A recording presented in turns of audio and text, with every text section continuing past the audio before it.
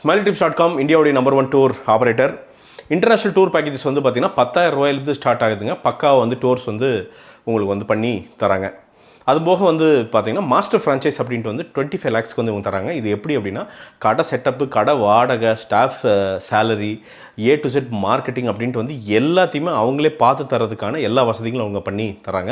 நீங்கள் பண்ண வேண்டியதெல்லாம் இந்த நம்பரை கூப்பிட்டுட்டு இது எப்படி ஒர்க் ஆகும் அப்படின்னு கேட்டிங்கனாலே போதும். இந்த ஃப்ரான்ச்சைஸ் அப்படிங்கிறது மட்டும் இந்தியா இல்லாமல் வேர்ல்டு வைடாக அவங்க தரதுக்கு வந்து ரெடியாக இருக்காங்க. ஸோ டூர் அப்படின்னாலே வந்து SmileTrips.com போங்க, உங்கள் டூரை SmileTrips என்ஜாய் பண்ணுங்கள். சொர்க்கவாசல் வந்து பார்த்திங்கன்னா ஸ்ட்ரைட் டு த பாயிண்ட் அப்படின்னு சொல்லுவாங்கள்ல, அதுதான் இந்த படத்தோட ஜிஸ்டே அப்படின்னு சொல்லலாம். நீங்கள் வந்து பார்த்திங்கன்னா டைரக்டர் இந்த பக்கம் அந்த பக்கம் அந்த வேலையே கிடையாது, நேராக உள்ளே போயிட்டார். உள்ளே போயிட்டு அந்த டாபிக் ஒரு ஜெயில், ஒரு மனுஷன், ஒரு சிஸ்டம் வந்து ஒரு மனுஷன் என்ன பண்ணும், ஒன்றுமே இல்லாத ஒரு அப்பாவி, அவன் அப்பாவியாங்கிற அது வேறு. டைரக்டர் வந்து அதுலேயும் நிறையா ப்ளே பண்ணியிருக்காரு டு பி ஆனஸ்ட். ஒருத்தன் வந்து அப்படி லாக் ஆகிட்டான்னா அதுலேருந்து வெளில வருவானா வரமாட்டானா. அது போக இந்த படம் என்ன பண்ணுது அப்படின்னா, இப்போ ஜெயில் வாழ்க்கை அப்படின்னா அது வந்து க்ளோரிஃபை பண்ணி நிறைய படங்கள் காட்டும். அப்படின்னு வந்து பார்த்தீங்கன்னா அவன் முன்னாடி குத்துனான், நான் பின்னாடி குத்துனேன், டேன் அப்படின்னா தலைவா அப்படிங்குவானு. அவன் ஜெயிலில் வந்து பொறுக்கியாக இருப்பான். அதை க்ளோரிஃபை பண்ண வேண்டிய அவசியமே இல்லை. பட் ஆனால் அதை பண்ணுற படங்கள் நம்ம நிறையா பார்த்துருப்போம். அது இது இல்லை. இந்த படம் பார்த்துட்டு நீங்கள் வெளில வரும்போது எக்காரணத்து கொண்டு நாமளோ நம்ம சொந்தக்காரரோ தெரிஞ்சவங்களோ யாருமே ஜெயிலுக்குள்ளே போயிடக்கூடாதுடா அப்படிங்கிற ஒரு ஃபீலிங்கை மட்டும்தான் இந்த படம் வந்து விடும். அந்த கசப்பான அனுபவங்கள், ஒரு ஜெயிலுக்குள்ளே ஒருத்த மாட்டிட்டான்னா RJ பாலாஜி மூலமாக எனக்கு RJ பாலாஜிலாம் ஆச்சரியங்க, சத்தியமாக சொல்கிறேன்.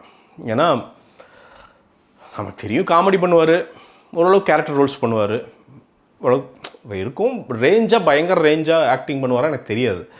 பட் இதில் ஒரு பாயிண்டில் வந்து பார்த்திங்கன்னா ஒரு 5 நிமிஷம் ஜெயில் போயிடுவார். ஒரு பாயிண்டில் ஆப்வியஸ்லி உங்களுக்கு கதை தெரிஞ்சிருக்கும், பார்த்தாலே தெரிஞ்சிருக்கும், ட்ரெய்லர்லாம் பார்த்தாலே ஒரு 5 நிமிஷம் அலோவ் பண்ணுவாங்க போய் பார்க்குறக்கு.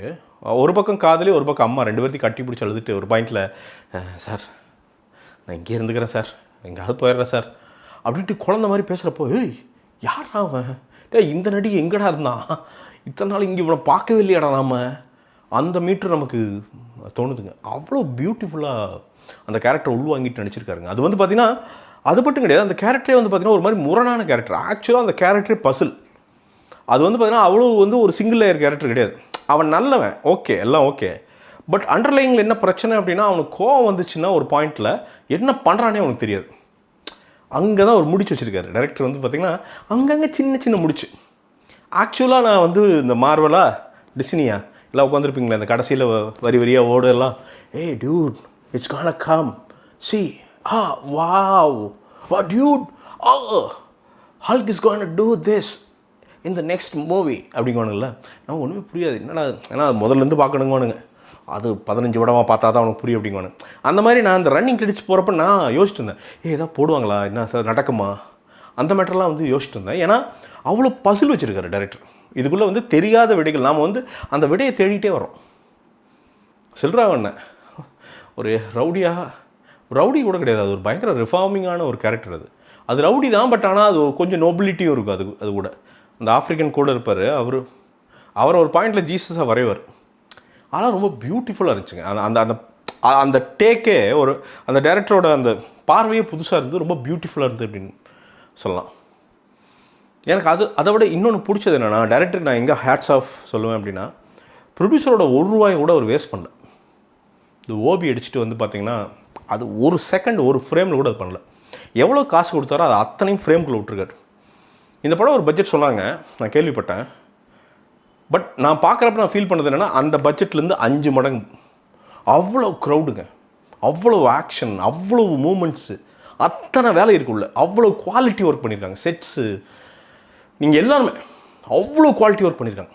அது வந்து வெறும் மேக்கிங் மட்டும் கிடையாது, அதே டெப்த்து ஸ்கிரிப்ட்லேயும் இருக்குது. ஒரு சின்ன கேரக்டர் கூட வந்து டெஃபினிஷன் வந்து பார்த்திங்கன்னா, நீங்கள் இந்த கேரக்டர் எப்போ ஃப்ளிப் ஆகும் அப்படின்னு தெரியாது. சுனில்குமார் ஒரு இன்ஸ்பெக்டர், இந்த SP ஒருத்தர், அதனால எப்போ ஃப்ளிப் ஆகும், நல்லவனை கெட்டவனை அப்படின்னு ஜட்ஜ் பண்ணுறதுக்குள்ள ஒரு ஷேட் ஒன்று வரும். இப்படி ஒவ்வொருத்தருக்குமே ஒரு ஷேட் ஒன்று வரும். ஸோ எந்தளவுக்கு வந்து ப்ரொடக்ஷன் மேலே இருக்கோ அந்தளவுக்கு டீப்பாக உங்களுக்கு வந்து ஸ்கிரிப்ட் ரைட்டிங்கும் அதை ஹெல்ப் பண்ணுது. ஸோ அது இந்த படத்தோட பியூட்டி அப்படின்னு நினைக்கிறேன். அதாவது படமே வந்து பார்த்திங்கன்னா கருவா இப்படி போச்சுங்க. அப்படி போய் அப்படி எந்திரிச்சு நம்மளை வந்து பார்த்திங்கன்னா குசிலே விட்டுச்சு. இதுக்கப்புறம் என்ன ஆகும், இப்படியா இருக்குமோ அப்படியே இருக்குமோ அப்படின்ட்டு ஒரு கிட்டத்தட்ட க்ளோஸ்டு படம், ஆனால் ஓப்பனண்ட் அப்படி ஒரு மூடில் வந்து விட்டாங்க. ஒரு நல்ல தரமான படம், சர்டிஃபைடுங்க, குடும்பத்தோடு போகாதீங்க.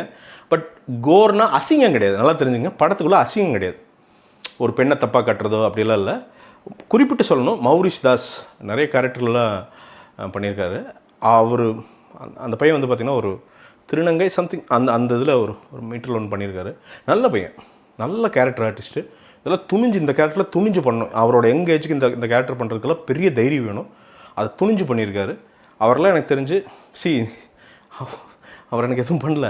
பட் என்னென்னா அந்த மாதிரி பையன்லாம் பெரிய நடிகன் ஆகணும் அப்படின்னு நான் வேண்டிக்கிறேன். அவங்க பேரண்ட்ஸ் எல்லாம் பெருமை பண்ணணும். உங்கள் பையன் நல்லா பண்ணிகிட்ருக்காங்க, சூப்பராக பண்ணுறான், கண்டிப்பாக பெரிய ஆள் ஆயிடுவான், ஒரு நாள் பெரிய நடிகராக வருவார் நான் நினைக்கிறேன். அந்த பையன் நிறைய பேர் அந்த மாதிரி நிறைய கேரக்டர்ஸ் பியூட்டிஃபுல்லாக பண்ணியிருந்தாங்க. இதோட சங்கமம் தான் இந்த சொர்க்கவாசல் அப்படின்னு வந்து சொல்லலாம்.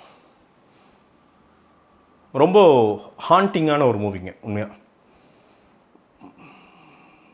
அதுதான் சொல்ல முடியும். எனக்கு அதுதான் ஃபீலிங்காக வந்து இருந்தது.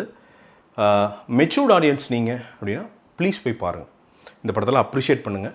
அவ்வளோ வேலை செஞ்சுருக்காங்க உங்களுக்காண்டி. நிச்சயமாக இந்த படம் வந்து உங்களுக்கு நல்லா பிடிக்கும் அப்படின்னு வந்து நான் நம்புகிறேன். இந்த படத்திற்கு என்னுடைய மார்க் என்ன அப்படின்னு கேட்டிங்கன்னா, கண்டிப்பாக 100க்கு 80 மார்க்குகள் வந்து தருவேன். அதற்கு எல்லா தகுதியும் உள்ள படம் தான் இந்த சொர்க்கவாசல்.